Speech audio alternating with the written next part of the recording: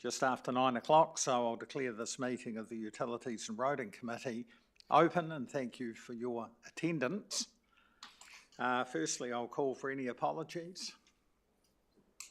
Do we have any? Mayor Gordon is unable to attend.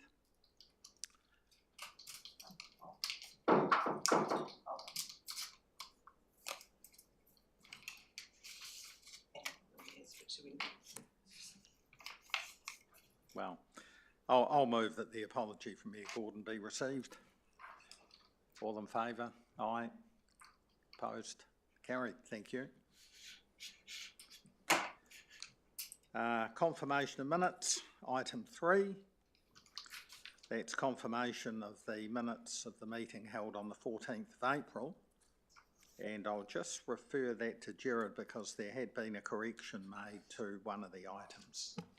So just under reports 5.1, the third paragraph that starts with Deputy Mayor Redmond queried the contractor's experience. There's an error in that wording. I will talk to the corrected wording, which the governance team will make sure is included in the minutes. So it should read, Deputy Mayor Redmond queried the contractor's experience in the area. C. Fahey noted that the bore was originally drilled by Clements Drilling, but unfinished, as it wasn't required for capacity at the time, full stop. Macmillan's had continued drilling and developing this bore as a variation to the existing contract for Mandeville, full stop. The last sentence is beyond the error unchanged. So it had been incorrect, it had just hadn't referred to the correct drilling contractors. So the revised wording is correct and accurate. Thank you, Gerard.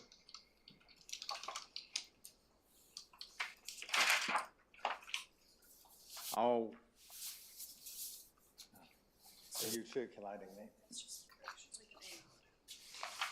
Yeah. Do you want it? These are 2 spare copies. Yeah, do you want to hand them over? I'll go past. Right, we'll just hand the amended minute around.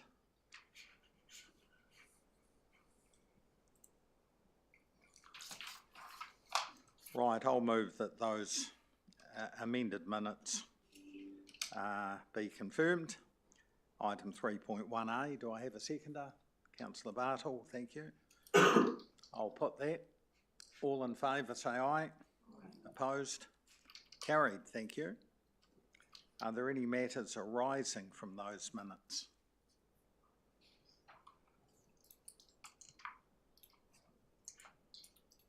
There appear to be none. We'll go on to the minutes 3.3 of the workshop held on the 10th of March. Do I have a mover for those? Councillor Bartle, a seconder. Councillor Fulton. I'll put that recommendation 3.3a. All in favour say aye. Opposed? Carried. Thank you. I forgot to mention that we have Philippa from Governance helping with the minutes today. You might like to note, could you, Philippa, that Councillor Fulton arrived at 9:04 or somewhere around there.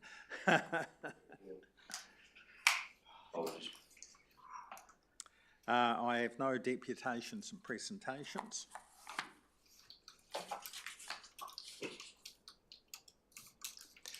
So we'll go over to the first report, and that's from Sophie Allen, Zone Implementation Program Addendum, the ZIPper, a budget reallocation proposed.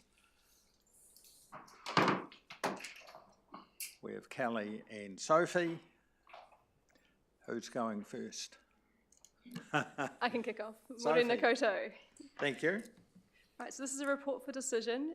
It's proposing the reallocation of existing budget, just to be clear on that, it is for the Zone Implementation Program Addendum, ZIPper, which is how we plan to try and meet the targets in the Canterbury Water Management Strategy.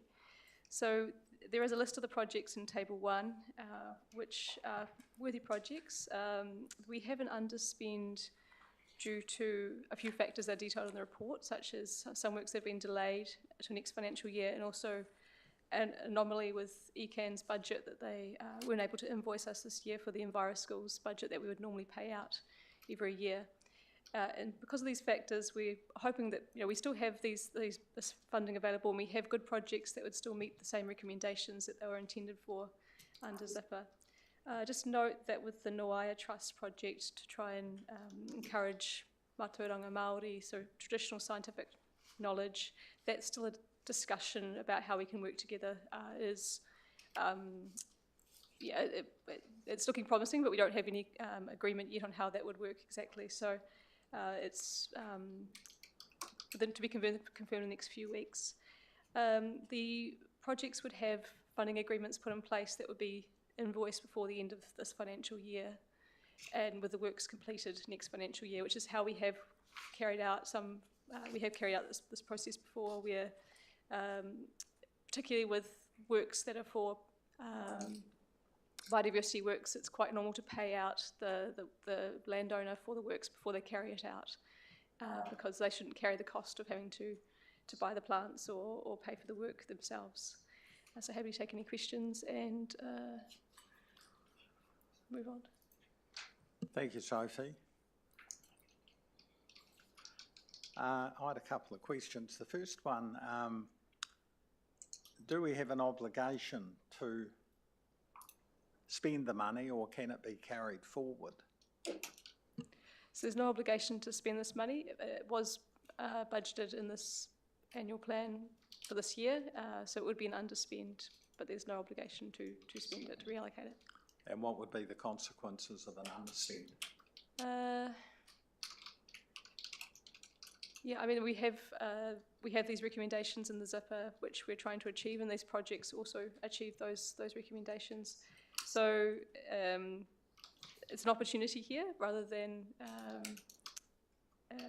I guess for this council to decide, is an underspend appreciated this year, or are we looking to try to still meet the outcomes we're looking to meet, but with slightly different projects? I think in your report you also indicated that the ZIPA outlives the zone committee and continues. Correct. So our council has still adopted the Canterbury Water Management Strategy back in 2010, and then also the ZIPA in 2019. So it might be 2009 with the. So we have adopted it as a council, and as a council we oversee the governance of. The councillors oversee the implementation of those documents, and even though the subcommittee, the Water Zone Committee, has ceased to exist, the documents still stand as our guiding documents. Thank you. I've got Councillor Mealings. Thank you. So there's a couple of things, one of which I am curious, with the Northbrook Trail project, is that still proceeding? And that's the trail on the Sparks farmland, right? Okay, will they now need to meet to make new funding? Sorry, will they need to find new funding to progress that if we reallocate it elsewhere, so it can't be carried over? So there is a budget next year that can be allocated to the same work. So this budget is there's a budget every year, so they won't. So out of the NES. Yes, they will be able to use the budget. It will be available next year for them. And they've indicated that's their preference. So it's not a case of taking away from them. It's just a case of saying it'll be next financial year. Yeah. Okay. Thank you. And also, I noticed that in the what do we call this thing? The estimate from for the Wakefield wetland. It talks about the project looking to start late April and finish before the end of May. So is that underway already, or hasn't taken place? And does this jeopardize the lateness? Will this jeopardize that project? No, so that was what was supplied, and back in March, they thought that we were requesting the works to be carried out before the end of 30th of June. But I clarified that we have paid out funding agreements before the 30th of June and then have had the works carried out later. So they do plan to carry out the works during the winter time, which they've reassured me. I didn't realise, but apparently you can carry out the work for when you're drilling and filling during winter time, and then it sits there until springtime when the flood. So yeah, it's just the 'cause I was aerial thinking if application it's on the not an leaves active that you shouldn't do growth, in winter time. Obviously, you haven't got leaves in winter time. So they are the experts in this, and so I've also learned that that's what they usually do in winter time is willow control. Okay. Yeah, no, I was just thinking, since it's not an active growth time, that's usually whenever you stop that type of work. So, Yeah, so as a correction, that quote was submitted before, and I have discussed with them subsequently. I didn't make them correct that in the quote, but that's the time frame has moved to winter time. thank you. Yeah. Any further questions?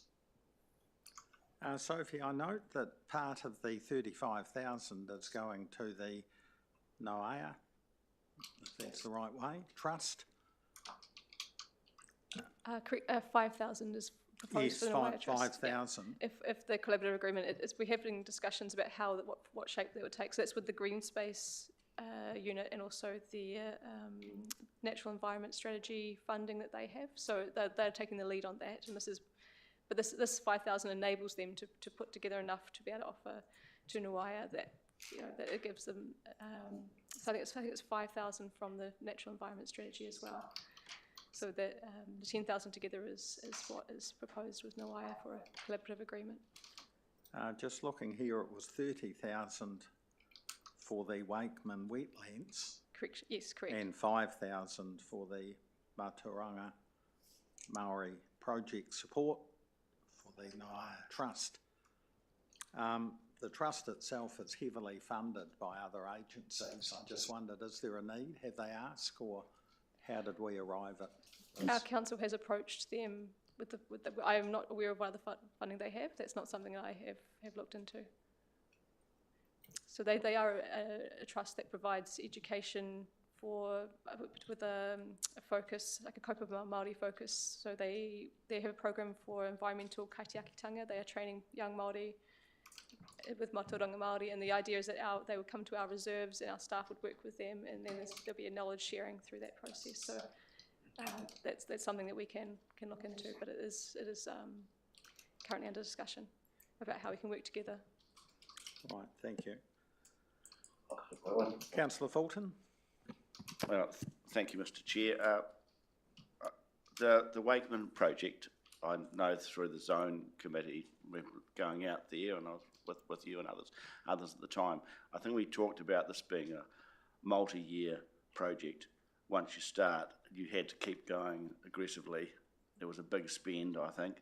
So is that the case here, that actually to make this worthwhile, because this is the second or third year, and I remember it was a real jungle, really. I'm not sure what the technical term is, but there's a lot of work there. So can we expect this to continue over several years hence? Yes, this is basically accelerating those works. It was a multi-year project, and we have funded it through Zipper funding before, through our Biodiversity Contestable Fund this year as well, for follow-up, going through and making sure that any young that are coming up or anything that hasn't completely died is treated again. So this is just accelerating what probably would have been potentially next year's stage. Do you expect it to reach a stable sort of point where you've got it sort of largely under control? I know there was Yes, we do have some of the earlier. There are multiple areas of the wetlands that have got different names, and then some of the areas we're already at the stage of just going back and treating. And this will be a newer area up towards they call it the Bitten headwaters. Okay. And so there's a new area, and there's also going back and treating some of the areas that they've already been to. Councillor Hartle. Thank you, Mr. Chair. So just to confirm, this money it won't be extra funding, it will be effectively funding that would have been put in place for the next year anyway, and we're just moving it forward, or is it actually? Oh, look, I'm happy to clarify. So there's an annual budget that the council allocates. It's not the kind of budget that we would carry over. So it's either spent or it's a saving. And there had been some projects that had been identified for. They haven't come to fruition. So staff have come up with some other options for you to approve. So really, if you approve it, it'll spend this year's allocation, which the council had put towards this kind of thing, and this fits the criteria of what you've asked council staff to do. So if you approve it, it'll come out of this year's budget. If you were to decline it, it would just be a saving this year and a new fresh load of budget comes through next year. So correct, which will happen regardless. Thank you for that explanation. No further questions? Right, do I have a mover or a seconder or an alternative motion? So just one more question, if I may. Sorry. Councillor Fulton, you just sneaked in. It was just really, I've just been considering, thank you, Mr. Chair, for your indulgence there. Just the origins of the zipper and its original sort of remit. I think it was for water, planting, biodiversity. It was a function came out of plan change.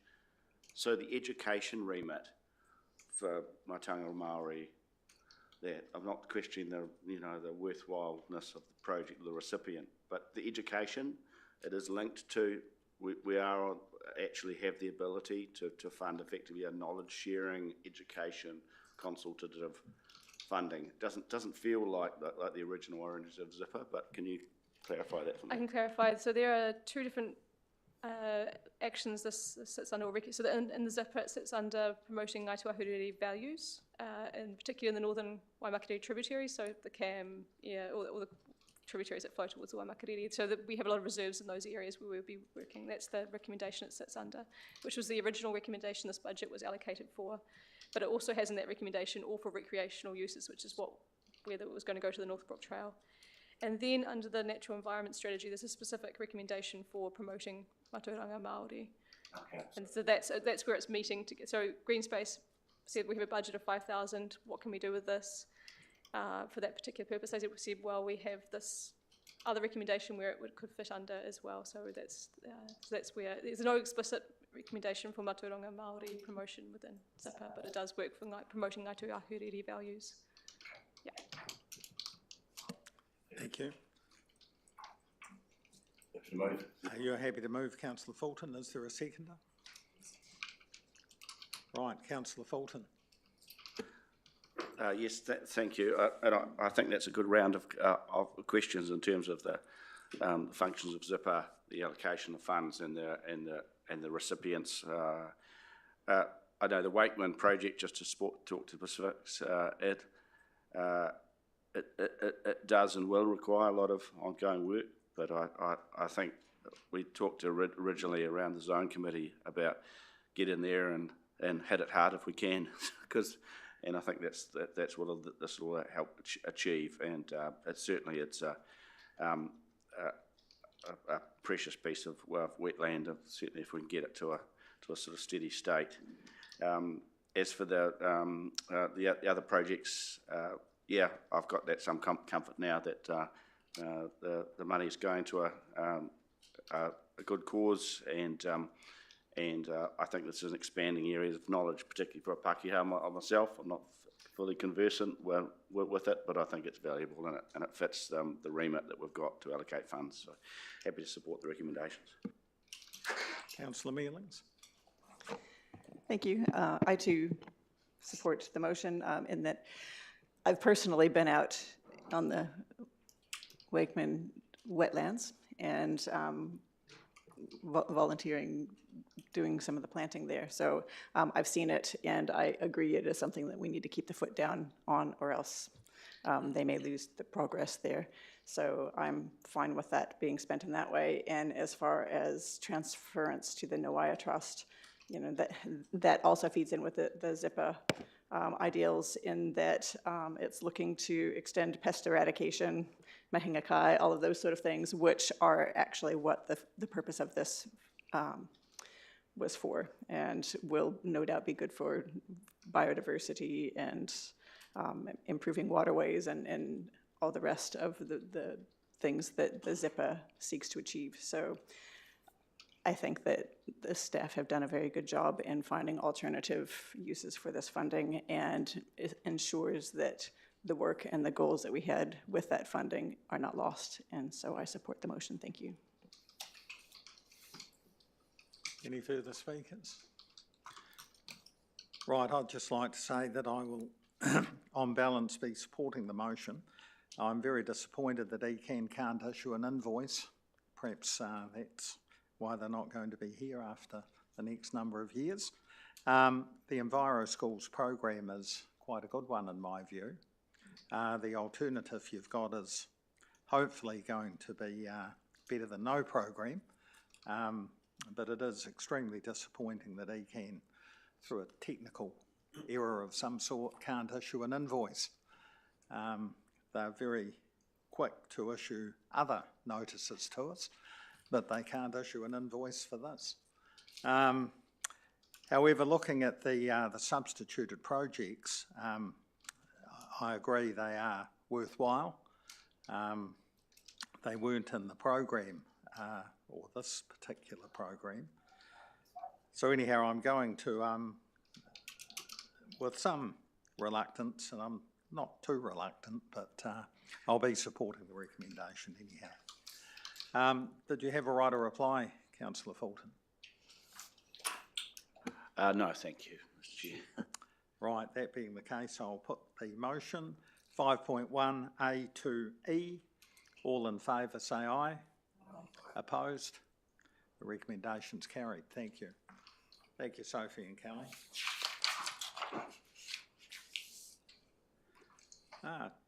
Talking about notices or invoices. 5.2, Rangiora Wastewater Treatment Plant, accidental overflow. Who you're speaking to this, Kelly? Thank you, Mr. Chairman. So the purpose of this report is to inform the committee of the overflow that occurred at the Rangiora Wastewater Treatment Plant in November last year, and also to inform you of the steps that have been or currently being implemented to avoid similar events occurring in the future. As you'll see in the report, ECAN issued an infringement notice earlier this year related to the event. It was something that we queried, but ultimately paid the fine, which was $3,000. In terms of council's response, we believe we responded in a proactive, responsible and professional manner, but there are areas for improvement that we have identified that we're currently implementing. So happy to take any questions. Thank you. Do we have any questions? Councillor Fulton.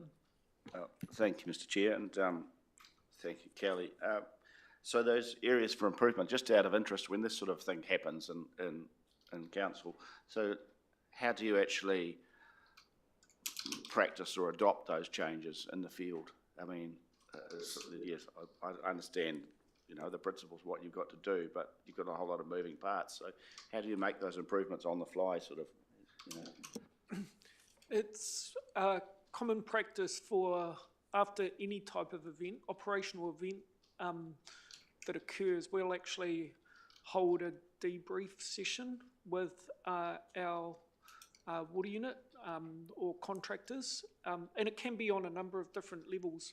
Because this was a more significant event, that was a formal meeting that was held with proper debrief notes and actions agreed.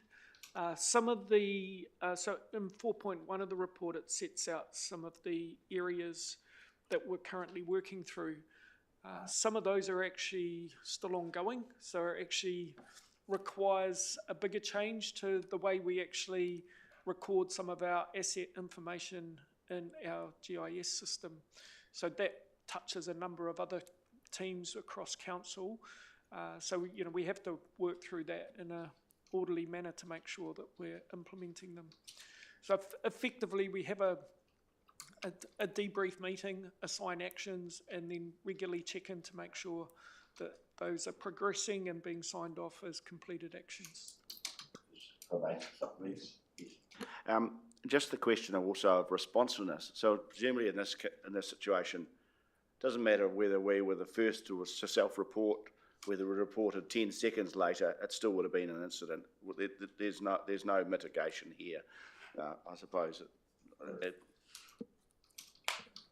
In terms of, well, Yes, in this instance, we did self-report, and we are also one of the actions we've got here is to look at our protocols for notification and the process that we actually go through to advise ECAN of these events. I think in terms of mitigation, that's the staff that were involved took immediate steps to actually stop or to cease any overflow occurring as quickly as possible, and then also to look at ways they could minimise the impact as well. So, when incidents like this occur, there's always a proactive approach to try and minimise and mitigate any effects. Councillor McLaren? Thank you, Kelly. What steps are in place, such as supervision, checklists, monitoring of procedures generally, to ensure that the expectations are being followed on site at any given time? Yeah, so that happens on two levels. So our standard maintenance operating tasks will have a SOP, a standard operating procedure in place that's documented, and that would be followed by operators and contractors on a regular basis.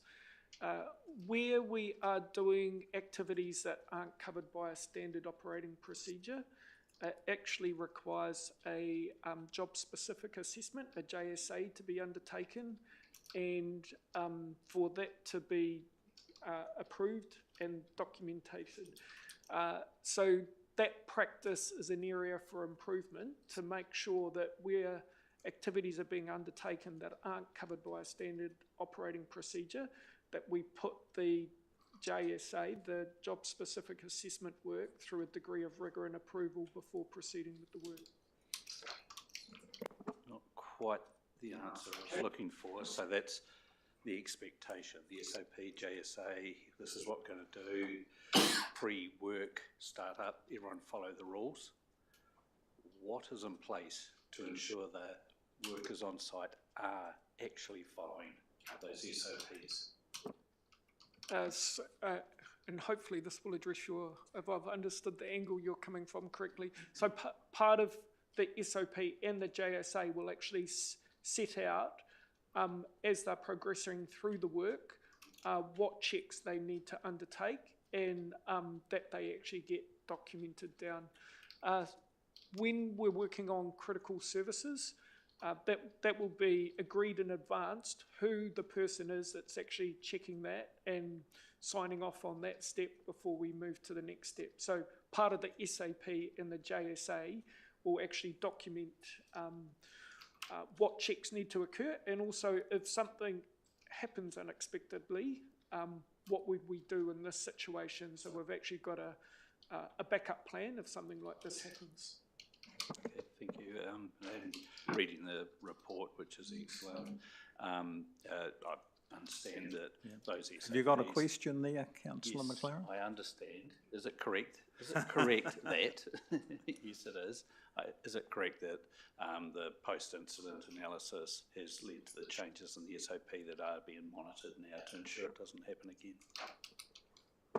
Yes, that's correct. And we don't like having things go wrong, but the key thing is that we learn from those incidents and make improvements to our processes. So, it will always be a continuous improvement. Maybe I can add to Kelly's response. So in terms of SOP, we have got standard SOPs for regular, frequent tasks that we carry out for the water units. And I think this particular incident was not a typical task that we would normally carry out. So it was one that is outside of the normal operating type scenario. So it was one that would require us to organize with the water units and provide specific instructions. And one of the learnings from this incident is that we do need to look into all these other SOPs that hasn't actually been developed yet. So that is one action that we have taken on board. No further questions? I'm prepared to move the recommendation 5.28 to F. Do I have a seconder? Tipped by councillor Ward. Councillor Fulton. Right, I'd just like to say that in this case, ECAN were able to issue an invoice and an infringement notice. There was a technical error I noticed in the first one that you picked up. It had the wrong date. That argument wasn't successful and they issued a second infringement notice. From looking at the number of the notices, they don't appear to issue very many infringement notices. So we're a wee bit unlucky, possibly. I think the staff, and it was a very good report, handled the incident very professionally and responsibly. I mean, it was just a matter of minutes when it was picked up and addressed. So in terms of things, I don't know what else you could have done to mitigate what had occurred. As I always say to my children, things happen, but it's what you do about it that matters. So I think you and your staff did everything possible to mitigate the event, and there have been some learnings from it, which is good going forward.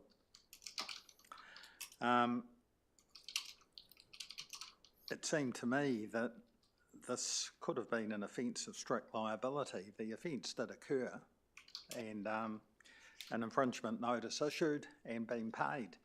So I guess we all move on from this. But I think it was unfortunate, given the actions that staff took, that really didn't appear to be taken into account. So congratulations for the way in which the response was handled. Councillor Ward. Thank you. Yes, just an unfortunate incident which was very ably dealt with by our excellent staff and have learnt from that, and so we move on. Thank you. Thank you. Any further speakers? Right, I don't need to say anything by way of right of reply, so I'll put that motion. All in favour say aye. Aye. Opposed? Carried, thank you. Now move on to item 6, portfolio updates, and the first one is me. You will have noticed a number of roadworks around the district. Always seem to be when you're in a hurry and have to take a detour. The main areas for staff: dig-outs and pavement repairs are continuing in the lead up to winter. The Ashley Street dig-out repairs are complete. Asphalt resurfacing work is coming up on Percival, Victoria streets, and also Tram Road, Island Road. Night works are being used where possible to minimise traffic impacts. Road and capital projects. The Kaiapoi to Pine Acres cycleway construction is continuing. This work is due to be completed by the end of July. Curb and channel replacement work is continuing in Akaroa Street. The work on the eastern side of the road is nearly completed, and work is now moving to the western side of the road. And I think that's the one we could say it's taking longer perhaps than we first envisaged. Curb and channel replacement work is also underway on Seddon Street in Rangiora, and in Blake Street the new footpath was recently completed. Tenders closed for minor footpath improvements, which included a number of works. Unfortunately, surprisingly in the current climate, no tenders were received, and staff are working to seek prices to allow the Highfield Lane path to progress. You may recall, it was last year we agreed to install a footpath, sealed footpath in Highfield Lane, and Joanne McBride, myself, and Don Young met with residents there recently. So it was somewhat surprising that we didn't have a contract to award. So hopefully we'll get that completed this financial year. Lees Valley, you may recall the bypass bridge came to an unfortunate end when a rather large truck went over it. there is a floating deck being installed this week to replace the bypass bridge, which won't be rebuilt. The floating deck will provide a concrete ford at low flow, providing better access if there is flooding there. Vehicles will still be able to go across effectively the ford. Lees Valley resilience work is planned for next month, and this work involves upsizing 3 existing culverts to larger diameter pipes. So there's still quite a bit of work happening before we get into the midst of winter. So that's from me. Are there any questions? Councillor Fulton. Thank you for your report, Mr. Chair. I'm interested in the floating deck and pleased to hear that it's going in Lees Valley. I can think of other areas where we, in the past, we might have had a concrete base, even in a small ford or something, and then we have, I think there was one up sort of View Hill Way we'd sort of considered some work on, maybe a different design. Can I have some advice as to whether this has any utility anywhere else? You know, in cases where you might have considered building a bridge or doing something. Sounds like a technical question, which Gerard can answer. Yeah, bridge making or? Your short answer is yes. So, there's, I suppose broadly, the two main options are a ford or a bridge. This is something of a bit of a hybrid, really, when you use a floating deck. So it actually has got a concrete base that it sits on, but it has got a clear span under the deck, which allows, in this case, a reasonable amount of flow to get past before it gets up to the level of the deck.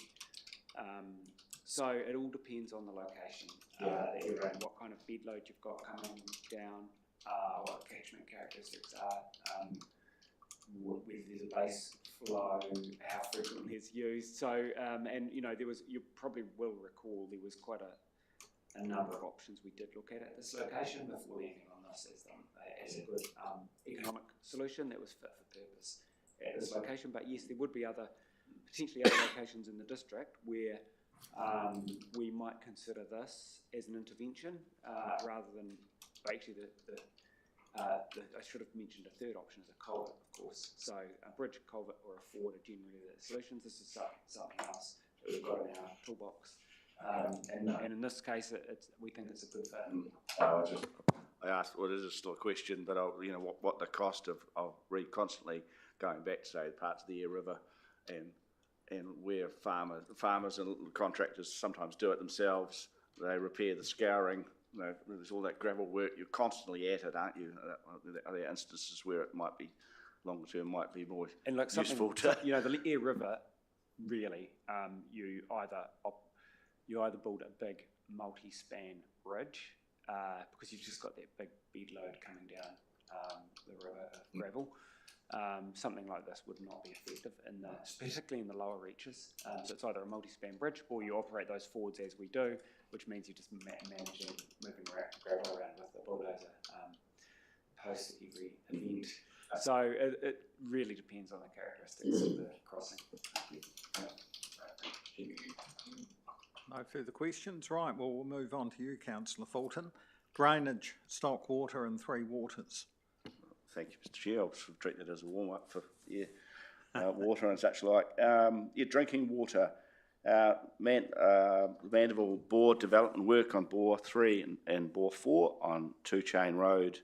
I just want to know how it's progressing, although the initial results indicate the yield is likely to be less than expected. On the wastewater front, Percival Street sewer main project is nearing completion, with the sealing works expected to occur later this week or early next week. The project is on track to be completed by the end of May, a month ahead of schedule.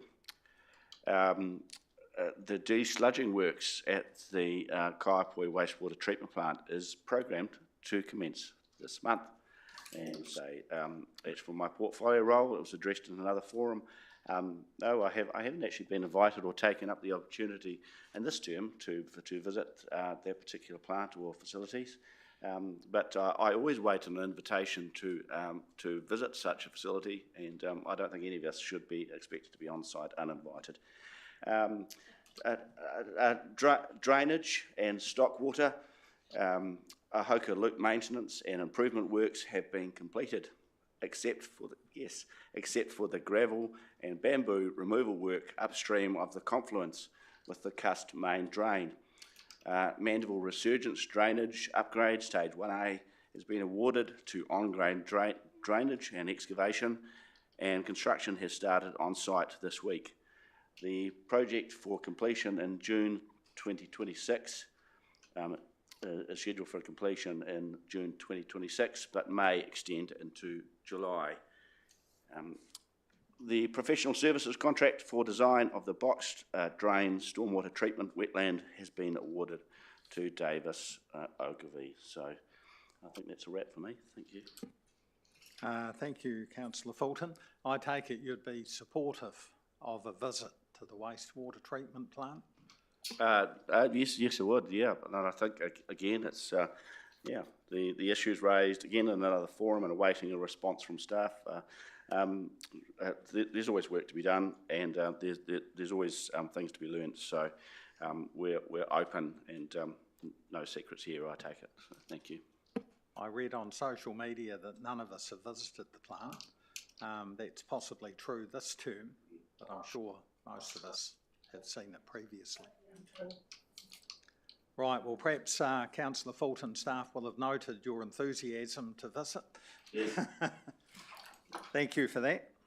No further questions? Not just limited to that site either. I think in the past we've done a bit of a utilities loop, haven't we? Yes, so thank you. You're very supportive of that. No further questions, Councillor Fulton. Solid waste, Councillor Mealings. Well, we go from talking about a different type of waste. yes, I'm about to talk rubbish after we were just talking about wastewater treatment. Basically, there is not a whole lot to report to you guys because you're all up to speed on what's going on with Southbrook, where we're at there, and we have an upcoming solid and hazardous waste working party meeting on the 20th of June, and we will talk there about some proposed improvements at Oxford, the wastewater management, excuse me, not wastewater management at all. I do not know where my brain is today, please forgive me. The WMMP, which is the Waste Minimization Management Plan, sorry, 4-letter acronym, and the renewal of the TCL MOU. So there isn't really much to talk about right now. It's all business as usual and all things in due course. Right, thank you. Do we have any questions for Councillor Mealings? Nope. Right, transport. Mayor Dan Gordon is not present, so we won't be having that update. We'll move on to item 7, 7.1, a matter referred from the Kaiapoi Tuahiwi Community Board. Bear in mind, the board recommendation is in the summary agenda, which differs slightly from the staff report that went to the Kaiapoi Tuahiwi Community Board. And we have Jason and... we have Harry with us. And Harry. Sorry, Harry, I didn't recognise you. You're going to speak to this, Jason? Yes, I'll be speaking to it. Thank you. I'll take the report as read and just point out these main points. This report seeks approval of recommended drainage improvement works intended to help reduce flooding in residential areas of Pines Beach and Karaki during storm events. The improvements will not eliminate all flooding risk, but they will improve performance during the smaller rain events. Some of the main drainage issues in Pines Beach, Karaki are the area is very flat with high groundwater and strong tidal influence from Karaki Creek. During high tides, stormwater can't discharge effectively, causing water to back up into the system. And as a result, even moderate rain can cause ponding and slow drainage. Larger events lead to surface flooding across roads and properties. And these issues were clearly seen in the May 2025 rainfall event. This report is requesting that the Utilities and Roading Committee approve the following improvements.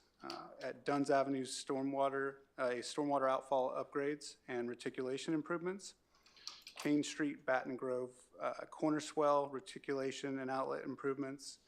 At Featherstone Avenue, the North Access Road, swell improvements, and Featherstone Avenue, North Residential Area, open drain capacity and storage improvements. And then I'll also note that there was a request from the Kaiapoi-Tuahiwi Board to investigate work on raising the wastewater goalie traps. And this work is being investigated by the Water and Wastewater Asset Team, and a follow-up report to the Community Board and this committee will be submitted in the future. So with that, any questions? I'm happy to answer. Councillor Fulton? Thank you, Mr. Chair, and thank you, Jason. I noticed in the summary we talk a lot about levels of service now and into the future, and it says, for instance, in 1.3, any assets constructed will be vulnerable to future natural events. And it's challenging to manage infrastructure services and maintain levels of service in this environment, and we understand the background to that. But I just wonder about the consistency of our treatment here. Say if we maintain a certain level of service, knowing that actually that the area will continue to be challenged or degraded, is the work here consistent with what we might do in another area, or are we sort of applying a special treatment here? You know, because we just don't know whether there's going to be closer settlement, any settlement, in the future. I think what we do here is we apply the same level of service that we would in any of our urban areas, where we look at a 5-year level of service, and if the existing infrastructure, the pipes that are out there, can take that storm event. So looking at the capacity of those pipes and ensuring that they can take that 5-year level. It has been recently increased to 10-year for new development, and for our existing infrastructure where we can do that, where it makes sense to do that.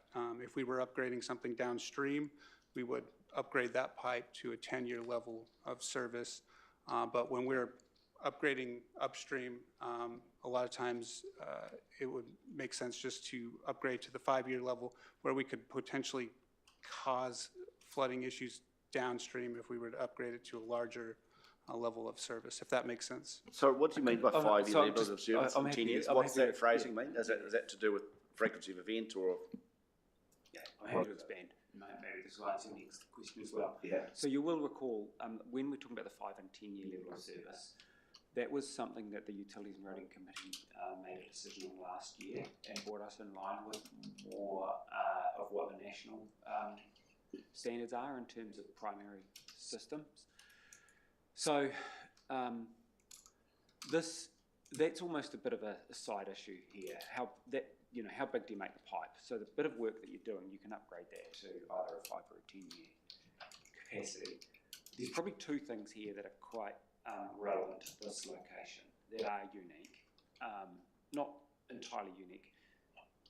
In our coastal areas and the lower parts of Kaiapoi, we have got substantial natural hazards that are much more severe than other parts of the district. So when we have an earthquake, we'll get liquefaction, and in fact, right down in this area, it's the first place I go and look after an earthquake. I go to Reed Memorial Ave and see whether there's been any liquefaction, because it's almost like the most vulnerable part of our district. And you'll be well aware that large parts of this area were formerly rezoned because of the damage that occurred, and there is an ongoing risk it makes it challenging to provide a level of service in there, because it's so low lying that we can upgrade a pipe to a 10-year capacity, but it's not going to be much good if the flap gate's closed and the water level's high outside. So really what we're doing here is making a reasonable level of service improvement in this area, that's at a practical kind of level, and it will help with that nuisance flooding. the big hazards this area is exposed for, these works have no impact. So if there's a major flood in the Waimakariri River that comes in, or you get a huge amount of sea surge, it'll just overcome all of this, and the whole area gets quite badly flooded, and you've seen our flood mapping for that.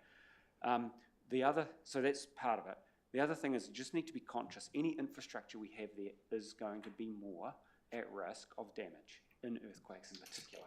So when we get the Alpine Fault 8 event happening, which we know what the probability is, there's going to be a lot of damage down here, and some of this new infrastructure will potentially get damaged as well. So we just need to make you conscious of that. It is a difficult situation because we've got an existing community that's been built in an area that's got a high hazard. If this was being built today, you would, as you'll be well aware, you would not allow development to happen like it is. It would have to have much more substantial work to bring it up above those levels and do that liquefaction treatment. So I think there's two main issues here. We're just making you conscious of it. The works, we've got a relatively practical level of intervention, but you just need to be conscious. It's unrealistic to expect that you'll be able to provide this community with the same level of service from a drainage point of view as you would in somewhere that's away from the high sea level rise or the high water table. And also there is an increased vulnerability for the infrastructure. Just secondary to that, which one of my questions for me. So this is not actually a form of what the government may call like a climate change adaptation, or or to deal with low-lying, that hazards, or it's not a mitigation. It's exactly not on that scale. I mean, is it starting to look like it? It is an example of where we're really having to be challenged on this, because the government made a big move in offering to buy out all these properties to help remove that risk for a lot of people and us as a community wearing the responsibility for providing services into here. And it is a difficult decision, really, and it's going to become more and more challenging over the coming decades, because the long-term trajectory is the sea level is going to keep on rising and the hazards are going to get bigger, and at some point it's going to be unrealistic to try and keep defending. But then again, you've got an existing community there who have got a lot of their own investment there, and you've got infrastructure and services, and we can do some work to help improve the level of service there. So this is something our council and future councils are going to continue to be challenged with, and so this is a good example of why we have got the work that parts of the council are working on, some of this climate change adaptation work, which will help inform you about this. So that we probably do have a more strategic approach to how we go about doing these sorts of things. But I think it's our duty to at least make you aware of these issues when you're making a decision around this. I think, Councillor Fulton, it's a pity we don't have the photographs of Featherston Avenue underwater, which these works are designed to mitigate as best we can. Yeah. Bearing in mind this is a red zone area, or whatever it's called now, regenerative area. So hopefully you're satisfied with that explanation. This response... Yeah, I've got some comments, but they can probably come back in well, we'll do those in debate, so I better not debate either. Right, Councillor Mealings. Thank you. You've already sort of ripped the lid off some of the questions that I wanted to ask, but is this money well spent? Is a very good question here, I guess, because what we're talking about is... there was a, 8.1 ARI event that we're looking at trying to mitigate for. We know that this area is, it's a basin. It's subject to basically like a bathtub effect where water comes in behind the dunes and up into it.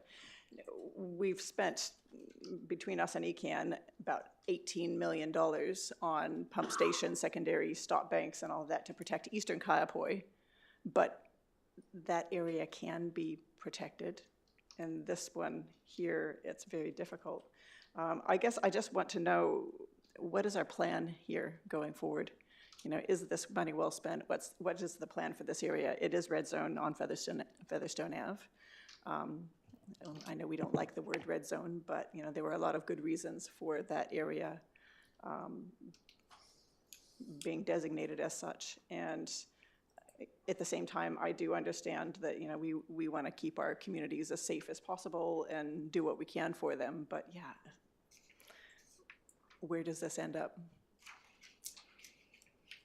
Yeah, I think with these improvements here, we're looking at minor improvements to the drainage system that's going to reduce that nuisance flooding for those more frequent events. Getting runoff off the road, getting runoff away from properties where we can, mainly, you know, doing some for flap gates where we can make improvements where there's potentially backflow from Karaki Creek. Those are easy fixes we can do to reduce some of that nuisance flooding for these more frequent events, to make it a little easier, you know, when we have those events. We're not going to mitigate the flooding in the larger events. And I think that's, for long-term or the future, that's out of scope of this project as far as that, but I think it's something we do have to, as a council, look at how we're going to handle areas like Pines Beach and Cracky in the future. Thank you. No further questions? Jeff? I think, Jared, Jason has sort of identified and sort of answered it a little bit. This is only to deal with the nuisance flooding. It's not going to protect them from significant rainfall events, particularly if they're more than a 10-year event that's that area. As I understand it, it will help recover from that large event. But at the moment, we're in the middle of doing hazard modelling, and we've got the same sort of software as Christchurch City, who are dealing with the same sort of issues. And there'll be a point of time, whether you're a climate change believer or not, the weather is hitting us harder than what it has done in the past. And whether it's 20 years, 50 years, or whatever, the modelling that's showing us is that these areas will not be able to survive in the future if we get the type of water level rise and sea level rise that is predicted. So the council has got sort of a lay period of time which it needs to attend to this, and in my understanding is insurance companies are still insuring them. They've got probably just as good modelling, if not better modelling than what we have, and so they're comfortable insuring these properties in the meantime. Whether that exists in the future, who knows? But all the council can do is try and alleviate all this nuisance type flooding, which is day-to-day normal events, but the large events is still going to be an issue for us, where we escalate our emergency operations centre and get that going, and try and keep these people safe in the larger events. So every time we see a weather front come across, we do shake in our boots a little bit and wonder, you know, how bad is it going to be, and prepare for those sort of events. But the only thing we can do is alleviate the flooding down there at this stage, and that's my lay term of it.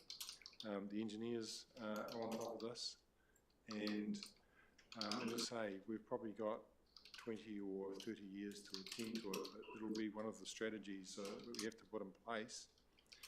That legislation is coming out, supposed to be out in May, coming out soon, around you know, the defend retreat strategies and how you actually attend these sort of attend to the properties that are in low-lying areas that are subject to risk. And as it's been identified, it's within the red zone area, and it's been identified in the past as being a risky piece of land. So we need to provide the council some advice on that going forward, but these amounts of expenditure will continue to keep coming as we experience larger events, and there'll be a point in time where it starts to become unaffordable, and that's our job to identify that when that crunch point happens, when it's the time of retreat occur, if it is retreat, that could be deferred, but we haven't yet identified that in our modelling. Thank you, Chief. Right, I'm prepared to move the recommendation 7.1A2F. Is there a seconder? Councillor Ward, just beat you, Councillor Bartle. Right, thank you. I wondered when I first read this report at the Kaiapoi Tuahiwi Community Board whether we should be spending money in an area that was red zoned, but having read the report and with the chair of the board's indulgence, there were a number of Featherston Avenue residents present to talk about another matter, but they discovered there was a drainage item on the agenda, and they did express some of their views. The first thing to bear in mind, this project is not a response to sea level rise. It's a response to weather events, which are becoming more frequent, and Councillor Mealings referred to the 8-in-1 year event. These events are becoming more intense and more frequent. The program of work here is to reduce. It's not going to resolve all the flooding issues, and the board, when it heard this matter, was fortunate to see photos of the flooded Featherston Avenue, which was preventing people getting to their properties.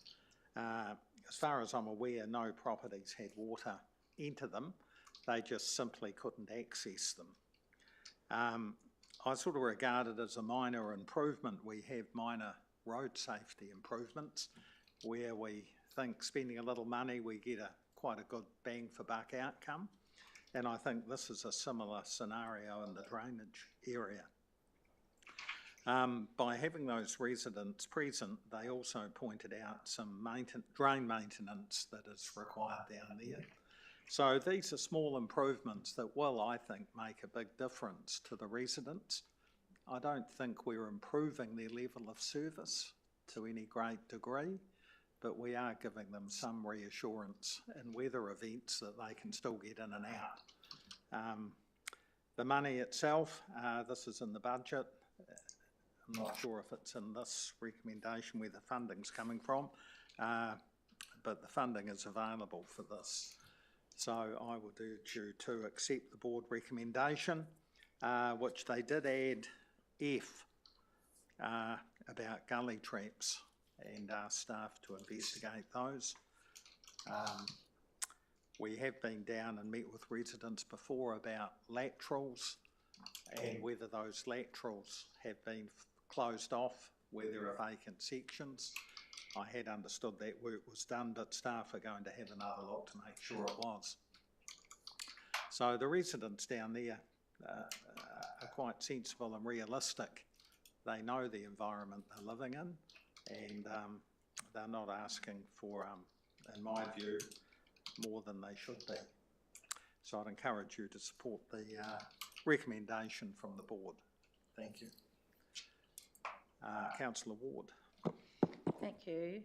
I will be supporting this because I'm a really big fan of how efficient the swales work.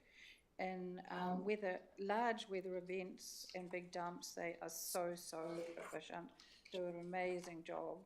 And I'm sure that improving the swales and fixing the open drain capacity and storage improvements will make a huge difference. And weather events like we've had in the last couple of years will be a great help to these people. And I'm very happy that we're going to do this. So thank you. Thank you. Councillor Keynes. Thank you, Mr. Chair. In June 2011, this area, along with 991 residential properties in Kaiapoi, Pines, Karaki Beach, and the Waimakariri were determined red zone by the government. And effectively, red zoning has no legal status. It's a residential zone.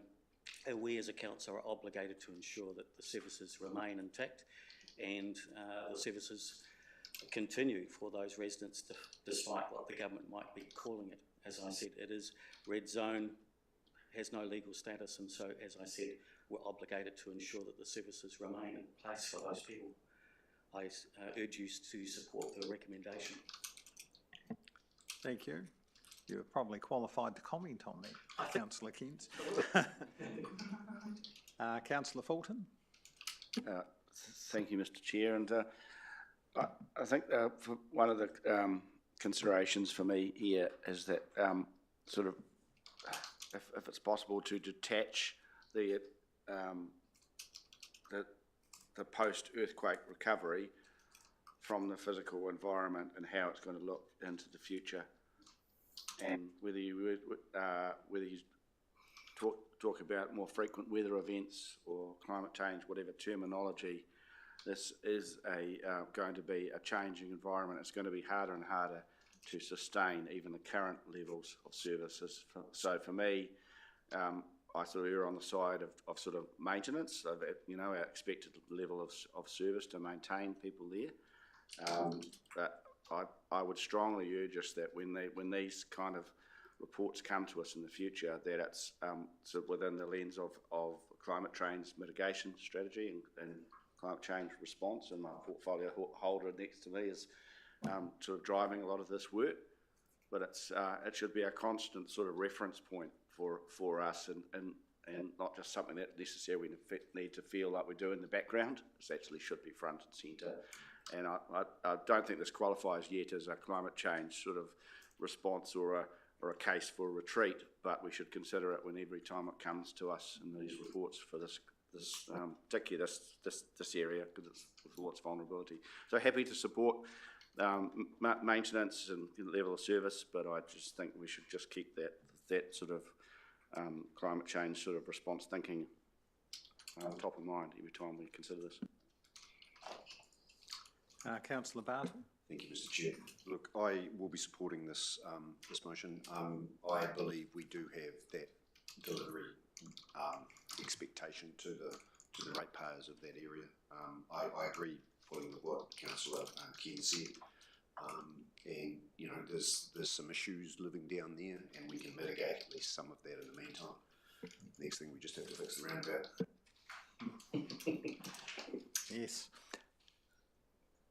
Councillor Mealings? A lot of what I would say has already been said, which just tells me that, yes, exactly. So thank you. But look, we just need to be realistic going forward. It does give me some comfort whenever you tell me that the residents of Featherstone Ave are themselves realistic. They know what they're dealing with. Because, I mean, looking at this, swale discharges south down the road cannot drain due to high tide in this photo, figure 14. This is going to get harder and harder. And yes, we may have a duty to deliver a certain level of service right now, but at some point we need to actually ask, when are we throwing good money after bad? So whilst I wouldn't support any large major investment to try to alleviate this, because I don't believe it can be alleviated, these small changes that may give a little bit more comfort to the people that live there, I am reluctantly supportive of that. But the earthquakes here, that's not actually, when we're talking about red zone, that's not really the issue here. That probably just did us a favor and gave us a bit of a head start. I mean, if there were any favors to be had from an earthquake, which there really weren't, that's not what I'm saying at all here. But this council has had a policy of limiting the footprint of our beach settlements for a long time now, for a reason, because we see what's coming down the track. And this is just some of that coming home to bear now. And, as long as the residents are realistic and aware of what the future looks like there, so be it. But this is a place where we're going to have some hard conversations at some point. And I don't know when that is. How long's a piece of string? But we do really need to start thinking about where to next with this, and when does money well spent stop being well spent, and what is our plan? So I reluctantly support the resolution here, and just urge us all to just remember that this area is special. It's very special, and home to these people, but we need to have an eye to the future. Thank you. Any others? Well, just in exercising my right of reply, I think the Chief Executive and some colleagues are correct.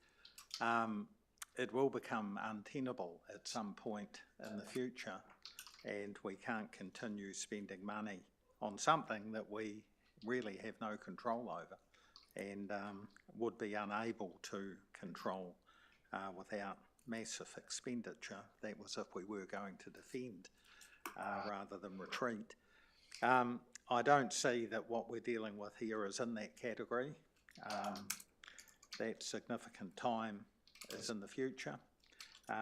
These improvements will make a difference for the residents, and I think it's just maintaining existing levels of service. We're all aware that area dropped significantly in the earthquakes, which compounded flooding issues. There is some good infrastructure down there, because I think there was a $10 million sewerage pipe, wastewater pipe went down there not too long before the earthquakes. Jared may recall that. I assume you're referring to the Featherston ocean Avenue? outfall? No. Okay, well, yeah. There's a vulnerability there, the sewer. We have a gravity main in there. When we do have a next earthquake, we'll have to really think about what the best solution is there. So yeah, we did. That was actually, I think it was actually the first sewer we repaired following earthquakes. That gravity line there. Was that a fairly new pipe? Oh, well, yes, it's new. Kelly, do you want to It was actually jump in? between September 2010 and June 2011, so after the earthquake, but before the red zoning announcement. Right. So that is, so yes, new, replaced one that was quite severely damaged, but it certainly sits as one of our vulnerable assets, even though it's new, just because of the environment that it's in. Right, thank you. So we have in the past spent significant amounts in that area, and I appreciate that work is still vulnerable. This report, of course, doesn't deal with that, so I sort of threw a red herring out there, but we have spent money on infrastructure down there before we knew the long-term outlook for the area. So I would encourage you to support this. It is a recommendation from the board. It was discussed fully at the board, and the board did have the benefit of having some residents providing input at that meeting. So having said that, I'll put the recommendation. All in favour, say aye. Aye. Opposed? Carried, thank you. Move on to 7.2, another recommendation from the Kaiapoi Tuahiwi Community Board, I think.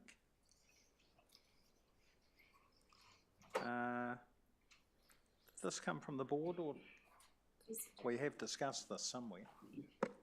Yes, it went to the Kaiapoi Tuahiwi Community Board asking for approval for installation of a raised table on Island Road at the Stirling Retirement Village.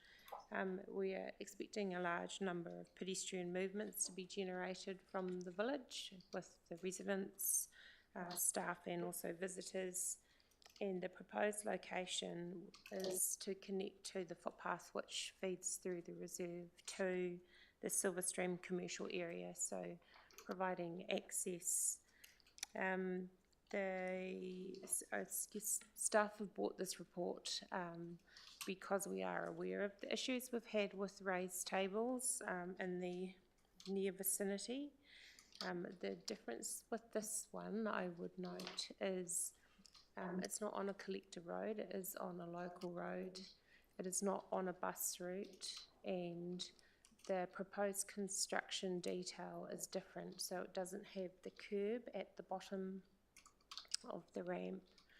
which I think was helping generate the noise and vibration issues which we were seeing. It's also not directly outside a dwelling, is the other thing. So happy to take any questions that you may have. Thank you, Joanne. At the board meeting, there was a wee bit of discussion about the gradient to get onto the ramp. Are you able to comment on that? Yes, we would make and I think, so there's a wee detail which is included on page 7 of the report, which shows the ramps at 1.8 metres long. So again, the one on Silverstream Boulevard had a short ramp at 1.5 on one side and then a longer ramp on the departure side on the other side. So we would take care to ensure that they meet the required grades and were quite gentle. Thank you. Councillor Fulton. Thank you, Mr. Chair. And thank you, Joanne. I take it that in most other circumstances, the council and your team have got some reservations about these types of raised platforms, and you identified some cases where they might not be sort of appropriate. Talking about collector roads or main roads nearby, we also have considered in council issues of connectivity, say from Hoka to Kaipoi and Silverstream, across that road. So raised platforms they can be difficult in more heavily populated areas where you've got more traffic coming past. Like you wouldn't have one on Island Road, like through Skew Bridge and around there, for instance. Mill Road. We've got a raised intersection at Island Road, Hoka Road, which actually works very well. To be honest, I think it often depends on a number of factors, but the construction is a big part of that. And I think that was part of the issue with the Silverstream Boulevard raised tables. People tend to be either they love or hate them. They tend to be one end of the spectrum or the other. They do a very good job at actually keeping traffic speeds down, but I do understand that they can create noise and vibration annoyance for residents alongside. So it's a difficult balance, but I think given the feedback we've had, we would be very carefully considering where, if you were thinking about putting them onto a collector road, I think we'd probably be less inclined to do that. Yeah. There are many situations, and I guess another example, Pines Kairaki, we've got them leading into the roundabout there. Technically, it's a collector road, it's not outside a dwelling, does a great job of slowing people down coming into Pines Kairaki. So it's very much weighing it up on a case-by-case basis, I think. So what, on the subject, just slightly tangent, Mr. Chair, but how do you get the people across the road? Then in the cases that I'm talking about, and around that Hoka Kaipoi connection, you can't go under a bridge. You can't go over the road safely. Raised platforms not suitable. So what are the other sort of methods of conveyance that potentially they can use to get people safely across a busy road, a busier road than this one, perhaps? So I guess there's the levels of intervention or investment could include, I mean, you can look at things like pedestrian crossings if you've got sufficient number of people. If it's a busy intersection, sometimes we signalise because that actually provides improved access for pedestrians as well. It provides them with their dedicated crossing facility. So again, I guess it's a bit of a spectrum of interventions that can be put into place in different areas, depending on the need. I think, Joanne, without putting words in Councillor Fulton's mouth, he may have been asking, are there other forms of speed reducing interventions instead of a raised platform that would achieve a good outcome in this area for pedestrians? Walkways and... Yeah, And so yes, I mean, as I said, some things like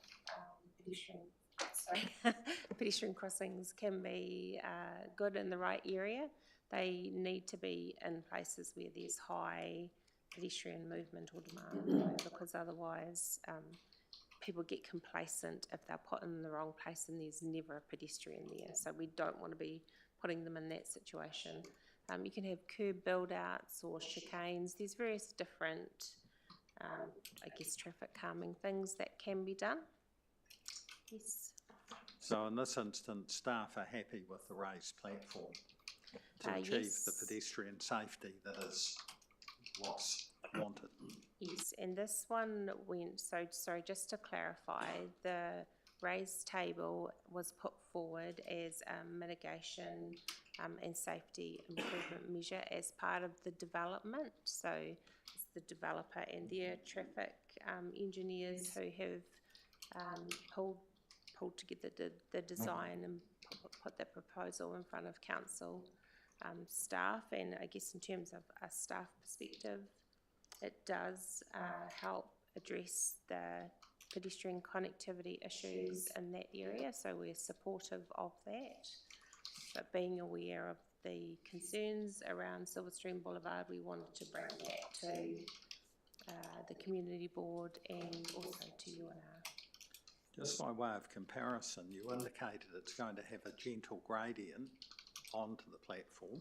How will it compare with the Ahoka Island Road platform in terms of gradient onto it? It's a very different platform, and Island Ahoka has the roads coming in at various different angles, so I'm afraid I can't provide you with a comparison.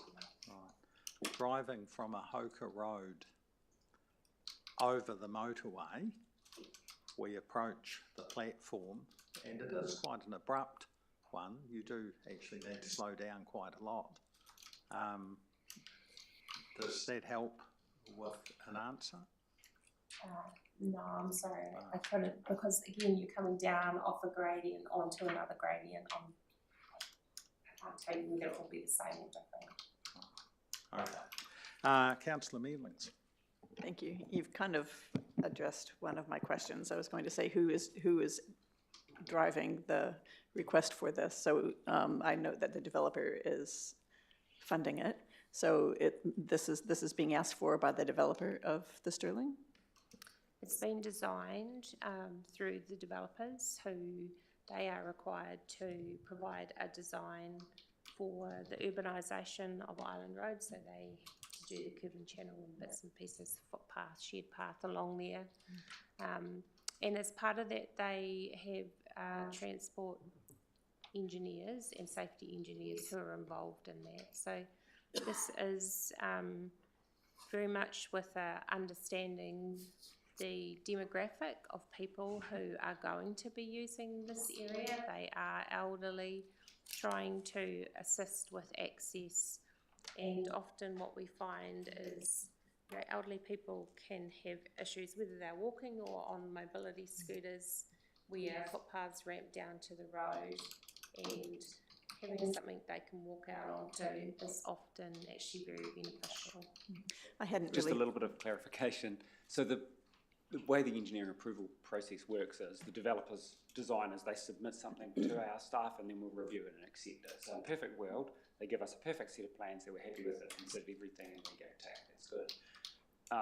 Had they not put something in here to say how they were going to get people safely across the road and manage the traffic calming, it's quite likely our staff would have gone back and said to them, what are you going to do about making that a safe crossing? So it is coming from them, that's the designers from them, but our staff have reviewed it and are comfortable that it's a good intervention in this situation. Yes, so basically I just wanted to establish, so this is the developer's proposal. This hasn't been proposed by council. This is from the developer to us.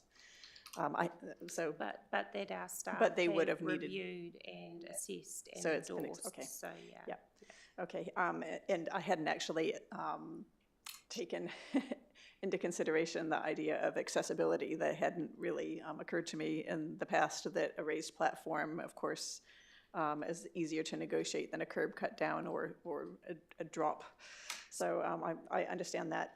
And the other question, though, I'm curious why, I know we have a big bag of tricks for traffic calming measures, I suppose, lots of different things that we can use in different places. But taking, say, the high street out here in Rangiora as an example, we have those raised platforms, we have curb build-outs, we have a narrow, all of the things, but the speed limit's still 50, so if somebody can get up to 50, they can do it legally. At what point, do we go, okay, well, maybe this isn't an appropriate speed limit to do down here? And the same thing with driving down the main street of Kaiapoi. If you can do 50 kilometers an hour, you're probably driving dangerously. At what point, what needs to be done for, say, a 30 or 40K speed limit on one of our roads? Do we have a rule that we have to follow for that? Yes, and town centres within the setting of speed limit rule, just off the top of my head, it certainly does allow for something like a 30 in a town centre, which would be much more appropriate than 50. And it is actually, we even have in our Rangiora town centre plan, one of the actions is to consider lowering speed through the town centre. And I think generally the observation would be during the day, you're exactly right, everyone does, you can't go even 30 at times because there's so many people crossing and so much activity down the street, but the risk is outside of that time when people may go faster. So after hours. I'm not suggesting that we drop the speed limit on this road in lieu of the proposal here, but I'm just curious, it signals whenever you've got a raised platform that it's probably not an environment you should go fast in anyway. Is there a question there? So I'm just wondering sort of when or how do we go about having a coherent speed limit that goes with the environment? Because it doesn't really make sense that, we'll install this safety platform and it will be like some of our other, road out here, for instance, where you really can't and shouldn't go any faster than that. Is there a question there? Well, maybe I'll just answer it really briefly, and Joanne, if you think many of our roads do not have they've got a speed limit that is considerably higher than a safe driving speed. And even on our open roads, you have, on some corners, we've got advisory signs for how fast it is. It could be a 100k road, we've got a 65k advisory. You don't reduce the speed limit at every location just to match the environment. We do try to get that match generally right, but in a big urban area, we basically have 50k speed limits as our standard. And our current intervention generally is where that 50k would pose an issue, such as this, you put in some kind of intervention to make it a slower environment. The legal speed limit is still 50, but people are still required to drive to the appropriate speed for the environment that they're in. So you're saying that this is basically the equivalent of like the open road limit, the white sign with the black cross through it that says you can drive up to 100, but drive to the conditions. Correct. Okay. All right. I just really wanted clarification on that because it didn't really make sense to me. So there were questions in there. I assure you, Mr. Chair. Thank you. I think we're getting into a wider area. Councillor McLaren, there's nothing like this type of topic to get everyone's views. Councillor McLaren. Thank you. My question's been asked and answered. Thank you. Right, Councillor Keynes. With relief. Thank you, Mr. Chair. Thank you, Joanne. If this was a pedestrian walkway, there is legally obligated signage, is there not? In terms of, there's the circular orange warning that this is a pedestrian walkway. However, this isn't. This is just a raised platform. So, in terms of signage, is there any warning signage prior to this raised platform to ensure that there is a level of safety or slowing down of the drivers? Yes, so the orange Belisha disc only goes in where it's a pedestrian crossing, so you don't put them in under any other circumstances. The raised tables have, there's a permanent warning sign which has raised, basically a raised hump shown on it, and it would also have the dragon's teeth marked on the approach ramp so that it's nice and visible. The other thing where you can do where there are high numbers of pedestrians is potentially a pedestrian warning sign could go in, so we could look at the options with that. So that would be done still at the cost of the developer? Yes, that's right. Okay, Yeah, and it's so all would part that of the be installation work. So that could be a suggestion that the committee could make as an addition to the raised platform, would that be right, in terms of particularly the speed? That all gets covered through the engineering approval. It will be part of the signs and markings. Okay. It's a requirement of having a raised pedestrian platform, so, sorry, like a raised table. So you don't specifically have to mention that because it's Okay. I guess, covered in what is required for a pedestrian table like that. All right, thank you. Right, no further questions. Do I have a mover for the recommendation or something different? Councillor Mealings, seconded by Councillor Bartle.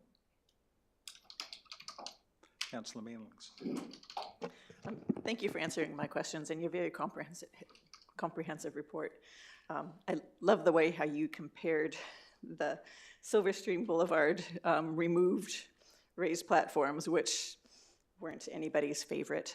I don't particularly love these. I don't think people really do love them, but this has been suggested by the developer. It's going to be paid for by the developer. It doesn't have the concrete strip at the base of the ramp. It's not going to be the big jolt. It's a much gentler curve, 1 in 20, as your report says.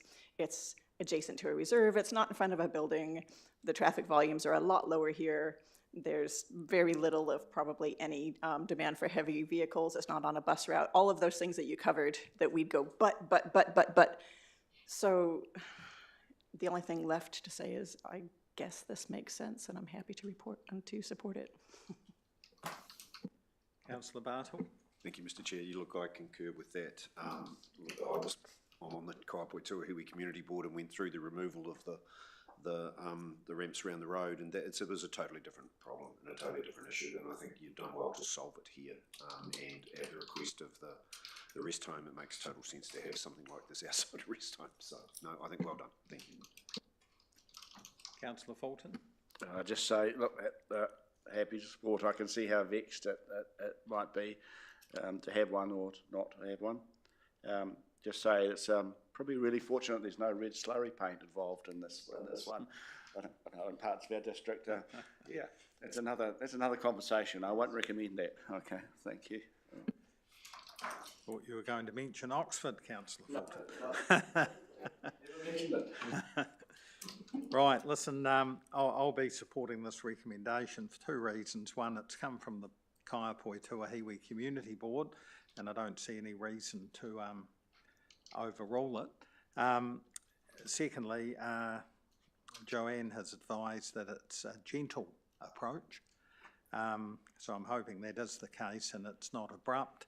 I find the one in Ahoka Road, which I travel daily, to be a little bit abrupt, and I'm like Councillor Mealings, probably not a fan of these generally, but I can see the purpose of this one, so hopefully it will achieve its aim. It's not going to be a legal pedestrian crossing either, as I understand it. So for those reasons, I'm going to support the recommendation. Are there any other speakers? Right, Councillor Mealings, right a reply? Well, just simply, well done. You've addressed all of the concerns that have been raised, and ultimately it's probably the most sensible of the bag of tricks for speed calming measures, so I'm happy to support it. Thank you. I like bag of tricks, change from toolbox. Right, I'll put that recommendation. All in favour say aye. Aye. Opposed? Carried. Thank you, Joanne. I have no questions under standing orders, nor any urgent general business, so we'll move on to item 10, matters to be considered with the public excluded. I'll move the recommendation in section 10. Do I have a seconder? Councillor Ward. I'll put that. All in favour say aye. Opposed? Carried. Right, we're now going into public excluded for the reasons set out in the agenda. Can we turn off Philippa? Live streaming off? Probably live streaming. Right, we'll take a break for 5 minutes.